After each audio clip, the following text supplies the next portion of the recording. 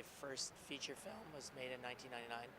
I started as a camera assistant, worked in Toronto, loading mags for Hollywood movies, and then got frustrated, wanted to make my own film. I mean, I had been to film school like most people.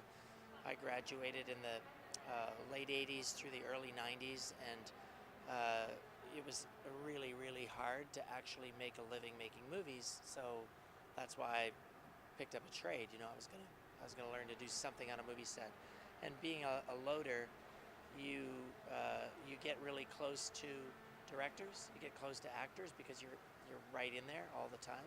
So I started to watch a lot of filmmakers. I worked on a Gus Van Sant movie. I saw some pretty major actors uh, behaving really badly toward their crew, and I thought I'd like to try to make my own movies. And if I don't do it of my own volition, it's never going to happen. No one's going to hire me to make a movie. So I went out to make my first movie with, $2, and I cut it together in the Toronto Film Festival. Saw it, liked it, programmed it, and it kind of got me rolling. You know. So I'm here with my eighth film.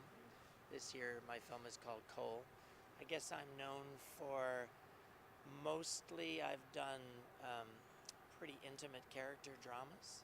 I did one zombie film, which is actually an intimate character drama, but it's a zombie film. So that's kind of been my style, my kind of genre, my world.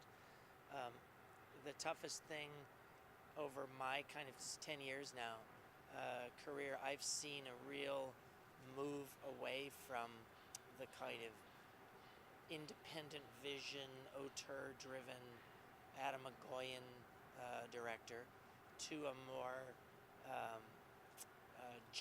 journeyman kind of commercial director. You're seeing more support and more interest from the financing side for films in Canada to be commercially viable. And so I think that people think commercially viable means, mainstream, predictable movies.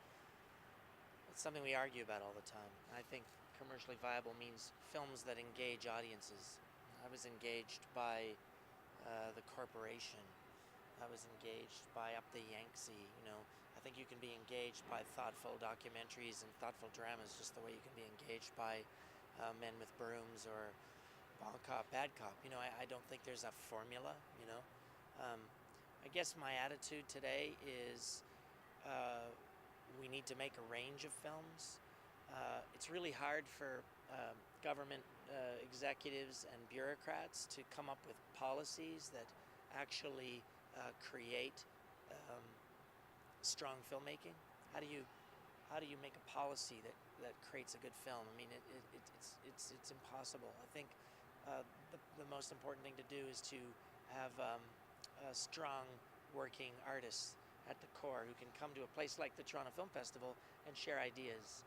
And when you do that, and there's this kind of shared energy around the screenings, around the movies, around the movie making, and more of us are making movies, I think our films get better. But if we just want to wait until we can huck 10 or $15 million at a frankly underfinanced pseudo-American studio film with B-grade American actors and so on, is that going to make a better cinema culture? I don't think so.